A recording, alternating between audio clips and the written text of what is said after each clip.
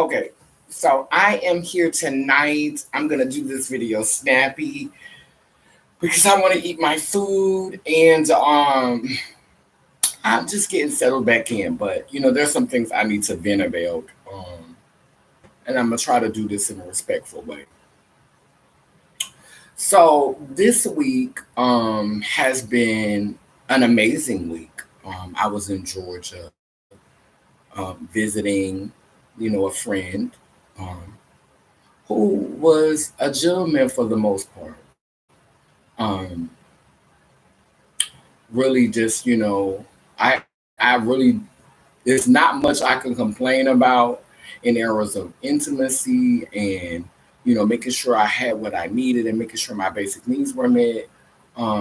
He is one of the most decent men that I've met in a long time, and it's really kind of sad to say because the world is really messed up. You know, um, I'm not going to sit up here and make a bad guy out of anybody because I feel like we're all, um, I feel like we're all victims, of society and how society is set up. So, yeah, while I was there, I got a chance to see my chosen mother for people who need that trans mother. Um, and I titled this video "A Woke Black Sex Change in a Man's World." Y'all know how I feel about labels, but I'm realizing that in a man's world, everything has to be labeled. That's what men do. That's what a patriarchy does. It labels things. That's how patriarchy works. It's linear. and linear thinkers need to label shit, you know. It's how they mark how far they come and where they're going. So for the purpose of speaking the language that many understand in this world, I'm gonna label myself. I'm gonna take a page out of Dan Calloway's book, who is another person who I follow. And I just recently got his book, um, Tracing Your Family Genealogy. I recently got his book, but I'm gonna take a page out of his book. He doesn't like using the word black, but he uses it all the time because he knows that that's the only way he will reach his audience. Because a lot of times people have just been trained, to gravitate towards labels. So instead of me sitting up here trying to buck the system, like I'm gonna choose my battles. I know that I'm more than a sex change. I know that I'm more than a black person. I know that I'm more than these labels. But just so that I can create a solid audience, I'm going to use that more often for my platform to talk about what's going on with me. Um, People can debate about whether I am, like a lot of trans women, they'll sit up and they'll argue, I'm a woman, I'm a woman, I'm a woman, I'm a woman, I'm a woman, I'm a woman, I'm a woman, I'm a woman. And at the end of the day, people are still gonna say when they get mad at you or when they talk about you behind your back, they're gonna still misgender you. They're gonna still say that's a man.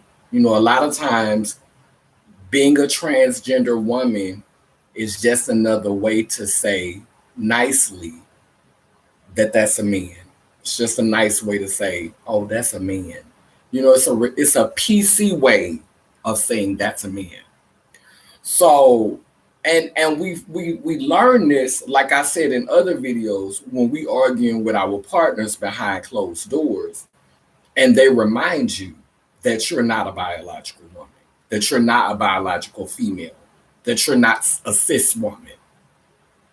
They remind you. So this is why Laylim Layla is so important to me, because no one can argue my wholeness. No one can argue that I came from seed and egg. No one can argue that it took X, Y, and XX to come together and create me. No one can deny genetically I am both my mother and my father, my grandmother and my grandfather. And I choose to pattern myself more so after my foremothers. So we're gonna nip all of this I'm a woman, shit in the bud. And I'm gonna tell you, yeah, if you see me as a woman, great. But if you don't, you will respect my connection to my foremothers because I've sacrificed for it. And this might rub some people the wrong way, what I'm getting ready to say.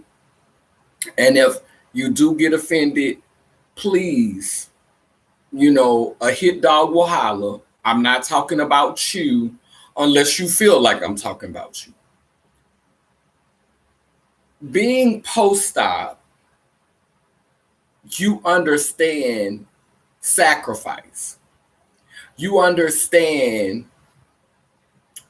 if you're a heterosexual, if you're a post-op who's attracted to men, who cisgender men who have penises, who use their penis, then you know about submission. You know about making space for something to be inside of you. You know about capacity. You understand, you know, you understand that. You understand things that you can't understand pre-op. You understand a different level of vulnerability. Um, you understand about sacrifice. You understand pain. You understand discomfort. And I think that's why a lot of times sex changes closely relate to womb bearers who identify with the construct of womanhood, who bear children. Because a lot of times in a man's world, you hear men on dating sites saying stuff like drama free, stress free, no drama, stress free. And this is a luxury that you could afford to say when you ain't never had to sacrifice nothing. When you have never had to feel the pain that comes from being mutilated in order to feel whole and more congruent in your body. When you've never had to push anything out of your body. See, when you have experienced childbirth or having your sexual anatomy reconstructed, then you know that life ain't gonna always be a block party. You understand that life is about pleasure and pain. It's about give and take. It's about joy and suffering. But see, when you have never had to have anything, when you ain't never had to experience a cycle, a menstrual cycle, or a hot flash, and I celebrate pre-op girls who don't have to go through the surgery. I celebrate y'all. A lot of the work that I do is so that you can be conscious without having to experience everything that I've experienced. So I celebrate pre-op girls and I celebrate men who walk in their wholeness and never have to go through anything that physically inconveniences them in order to feel whole or more authentically themselves within their vessel. I celebrate you. But where the problem comes in for me is when y'all start acting like y'all King Koopa. When you start giving you the cat's meow and you start looking down on beings who've had to experience pain, beings who've had to sacrifice in order to be who they are and to get where they are. See, when you start looking down on painful situations, you start looking like pain is a part of life. Drama is a part of life. Everything ain't always gonna be coming up roses. Like I'm so sick of this reality that wants everything to be so convenient.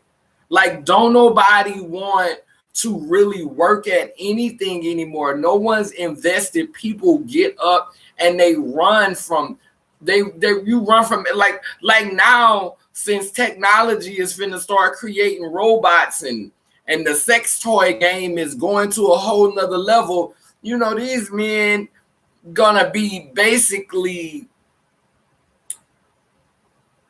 just basically in love with their phones, you know. And I try every day not to become this person that can't get along with nobody but my dildo. Like, I try hard not to be the type of person I can't have a relationship with anything but my dildo. But a lot of men are so easily programmed by mainstream culture, they would rather be like this.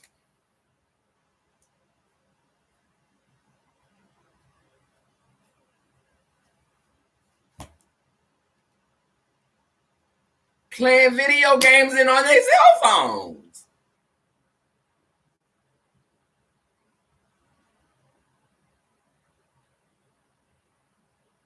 What kind of life? And then, you know, I understand for the ones who go to work and they come home and this is their release. This is their peace. They go and they bust their ass for massa for 8 to 10 hours.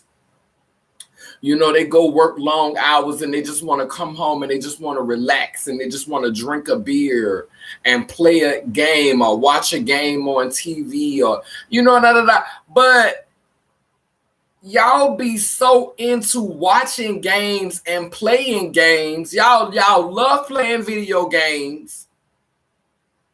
Y'all love watching sports games. Y'all love anything having to do with a damn game. But the moment you get into a relationship, you talking about you don't play no games. You ain't got time for games. Don't play the mind games. Woo, why you so invested in all these other games?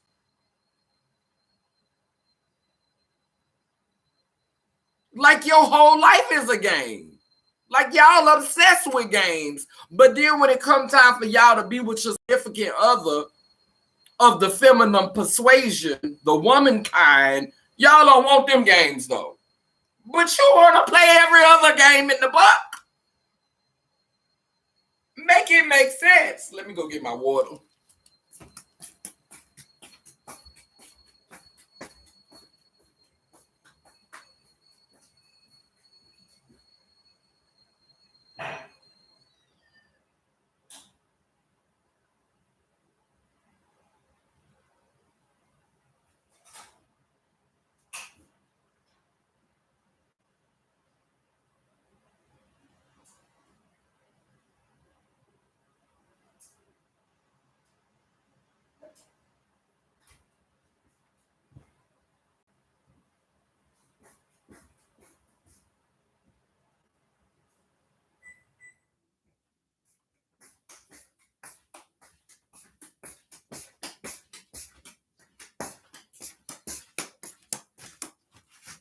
I mean, you literally have time for every other game in the book. But the most important game, masculine and feminine, you don't want to. This whole thing is a game. Everything is a game. It's how our ancestors passed time when we split apart and we separated in collective consciousness so we could play games. That's what we left that all-knowing place from. That's what we left the creator for. That's what we left source to do, to come down here and entertain and play games. and try to see if we could remember some of the stuff that we knew when we were one. Then once we figure something out, we gonna hold it over the next person so that we can have some type of power over them. But this whole matrix is a game.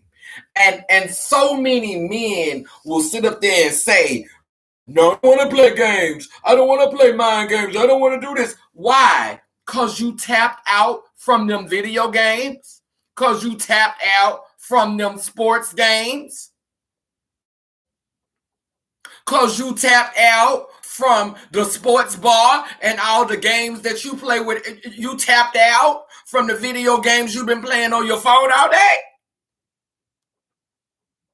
See, I don't play video games. And I don't watch sports. But when it comes to relationships, oh, I play chess. Because you're not going to run over me. My name is not June Cleaver. I am not Leave It to Beaver's mother. So, no, I don't play games. But let me tell you something. You're not going to run me over. And see, a lot of men want everything to be easy peasy when it comes to being with a trans woman, or when it comes to being with a girl who is not when it comes to being with a girl who was not born biologically with a womb. Now, they have some men, they prefer to be with pre-op girls. And a lot of these men don't understand. They think that the pre-op movement is the same place where it was. They think that a lot of these pre-op girls are going to be more desperate because these pre-op girls don't have no vagina. But girl, it's a whole movement going on for pre-op girls. These pre-op girls not accepting the stuff they used to accept out for men, and they ain't got to. These feminine gay men ain't accepting the stuff that they used to accept off of these closet straight men. And then a man think if he just open up and be honest and say he want to be with you and he want to be in a relationship with you, then he got some type of privilege because he's supposed to be a real man and you should be lucky to have him. Them days is over. Ain't nobody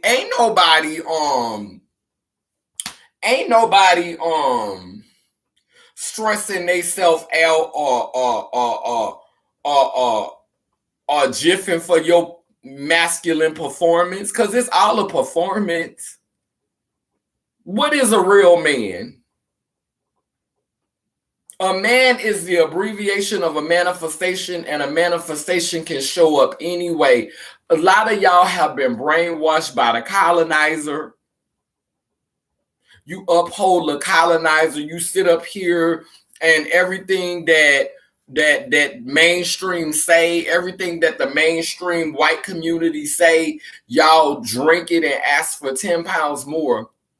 And let me tell you something. What's the difference in Robin Hood stealing from the rich and giving to the poor when black people go and steal from the government and bring it back to their hood? Why Robin Hood celebrated, but when black people, poor black people or poor people of color steal from the government and give it back to their communities, y'all want to send them to jail. Y'all want to say they super predators. Y'all want to say they this and that. But when Robin Hood did it because he was English and Caucasian, y'all celebrate that. Oh, yeah, that's right. Robin Hood stealing from the royals, which were the government, and bringing it back to the people in the village is no different than somebody stealing from the government, taking from the government, and bringing it back to their people in the hood. Like, it's this backwards thinking that have so many of us out here trying to get approval from NASA. And let me say this to the cis people right fast before I go on here and get off this vid. Cis people, y'all real mad at the LGBT community because all of the rights they getting. Y'all feel like the LGBT community is in line with the government and in cahoots with the government. Let me tell you, y'all baked this cake. Because when you was throwing your children out, letting the church condemn them, letting the church ostracizing them, making them feel uncomfortable. We don't want to see that around here. Keep your business to yourself. Don't nobody want to know about that. Oh, you a fag, you might got that stuff. Like, when y'all was doing all of that to the gay community and the trans community and the queer community, and then Massa, this is the thing, Massa had put in the church. And when I say Massa, I'm talking about the Massa of this matrix, not God. I'm talking about the Massa of this matrix. When Massa put it in place for in the church, and y'all went along with Massa holy word, then when y'all condemned y'all children because what Massa taught y'all in the good book of Jesus Christ, when y'all condemned y'all children and cast them out in the streets, then Massa did just like he do when he go to other countries. Massa will be on the main street, destroying your water supply, taking your land, killing your wife and your children and your husbands, and then on the back street they send the missionaries. And the missionaries is offering you food and offering you hope and offering you help and offering you Christ. Because you're going to convert. And then once you convert, now this is our land. You're being colonized. You're going to do what we say now. So they come and they create war, or they'll get somebody to war with you. They'll get another country to war with you, and then they'll send the missionaries in on the back streets. They messing over you on the main street, but on the back street, they offering you Christ and Jesus. Well, that's what happened here. It is not just war happening overseas. It's war happening right here on this soil. That's why I say all the time that my vagina is my purple heart, because I've been on the battlefield right here, and I've seen so many of my brothers and sisters fall because they was exiled by their families and the church. There was no place for us. At one time, there was no place for us. So guess what your children did? The Pied Piper, the government, came through like this.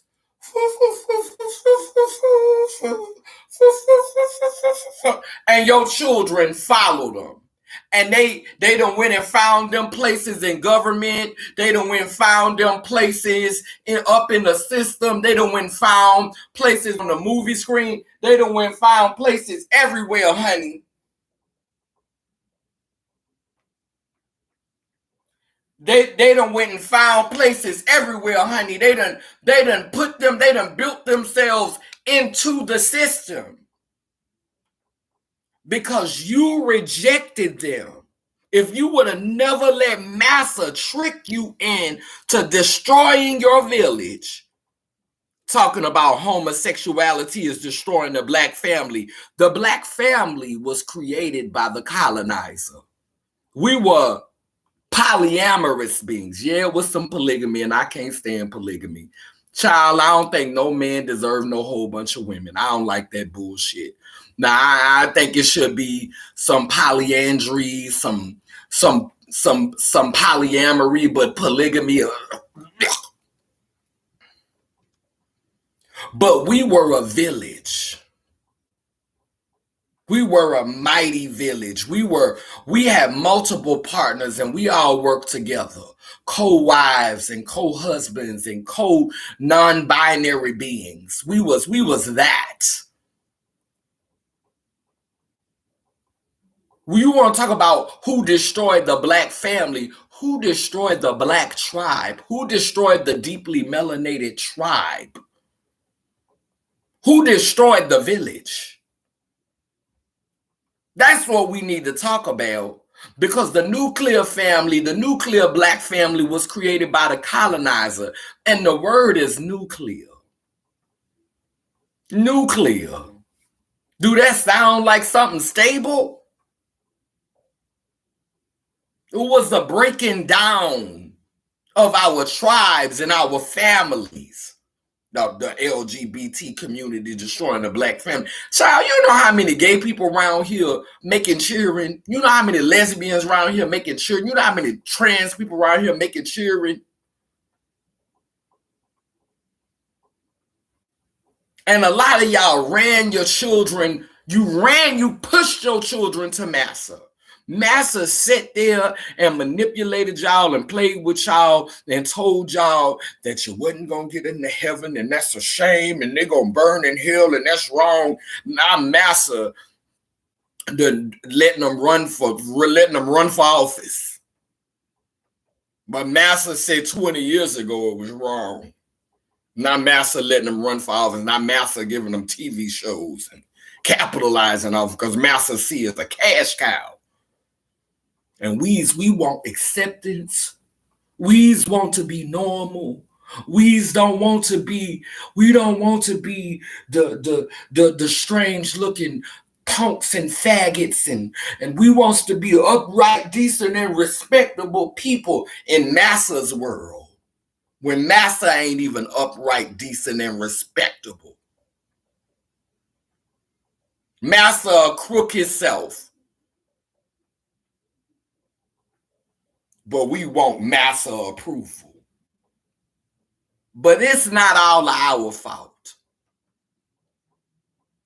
It's our ancestors, what they bought into, the lies they accepted, and the secrets that they kept. Wonderful to see you on YouTube right now. I was just thinking about you the other day. Thank you for all your activism and community support. Oh, thank you, LaTanya. Yeah, but like I said, it's so much we need to do differently. We allowed them to come in.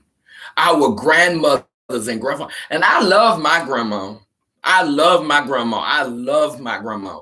She still speak to me now. She still talk to me now. I love my grandfathers, even though I wasn't very close with them. I love my daddies and I love my mamas. But honey, it was some hoodwinking going on. Some of our ancestors was hoodwinked. They were bamboozled. They were slipped a Mickey. They were gypped. Yep. And we need to talk about that. Now, in the matter of the electoral college vote, it's amazing how no one's talking about that, but we can talk about the insurrection with Donald Trump and talk about how Donald Trump made a mockery of the electoral, how Donald Trump made a mockery of democracy. What democracy? When the electoral college vote decides who's going to be elected. Democracy is a sham. America is not a democracy.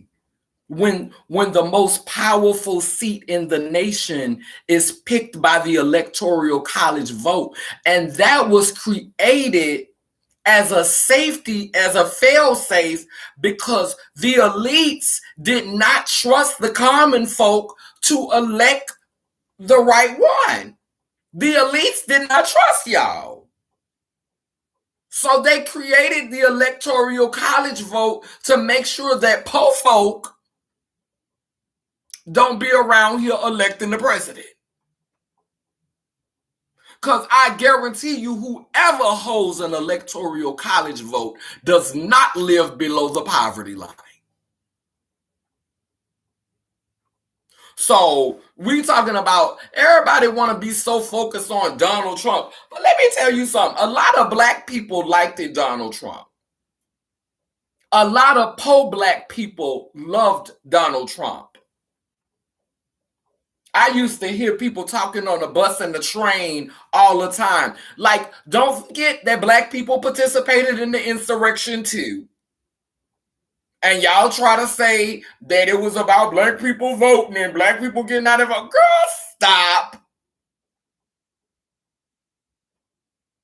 Black people was participating in the motherfucking in the melon farming insurrection. I'm trying not to do that in 2022. But girl, every black person did not hate Donald Trump and they still don't. So stop trying to make everything about racism, because it's not. It's rich against poor. We don't got no democracy. Yeah, they let a few lower level politicians, and there's a part of me that want to go into politics, but I have to accept the fact that if I did go into politics, what I am saying is I want to be a puppet. Somebody puppet me. Somebody pull my strings. So that's the thing that pulls me away from it, because yeah, you go in with the intent to help poor people, but when you get in that office, you realize that the ones who are most invested in the system is the ones who benefit the most from the system. Let me say that again. The ones who show up at the tables are the ones who stand to gain the most.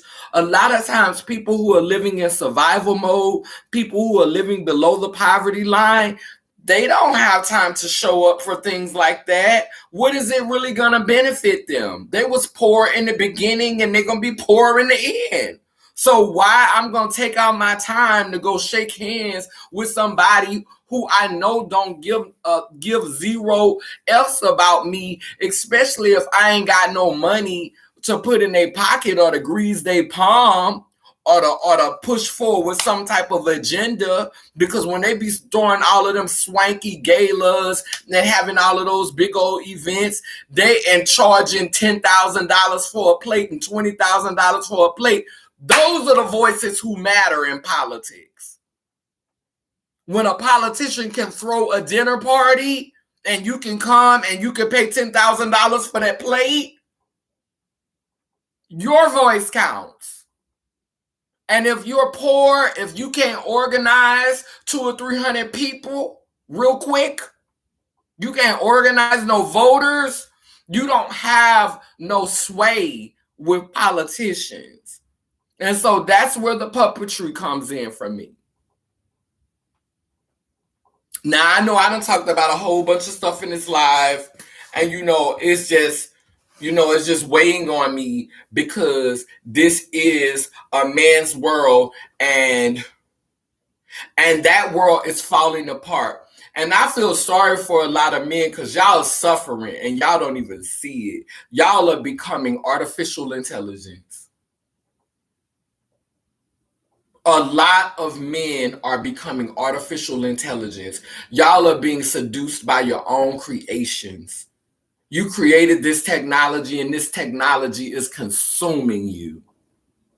Your brothers have duped you because now you're being controlled by something that can't even hold you, that can't even touch you, that can't even kiss you, that can't even tell you I love you without you saying it first. Because if it tell you I love you, believe me, it's repeating it back.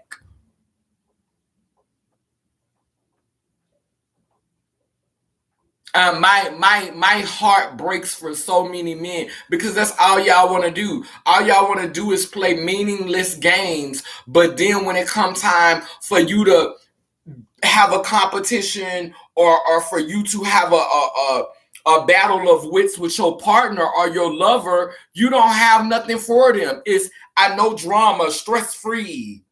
No games, no drama, no stress free. But you could sit in and hoop and holler for the Saints and hoop and holler and hoop and holler for the Falcons and hoop and holler with your homeboys about shit that don't mean nothing about the NBA and the NFL and the new video game that came out. You can hoop and holler over bullshit all day long, but when it comes time to play that real game, that masculine versus femininity, or maybe even finding your own femininity within yourself and working with that, and her finding her masculinity within herself, and y'all learning how to play that game that balances y'all. You ain't here for that. You here for these meaningless games, and then you wonder why our life as a whole is so messed up, because we don't care about the things that matter. We don't want to. We want everything to be comfortable and convenient and simple and easy. And anything that's that easy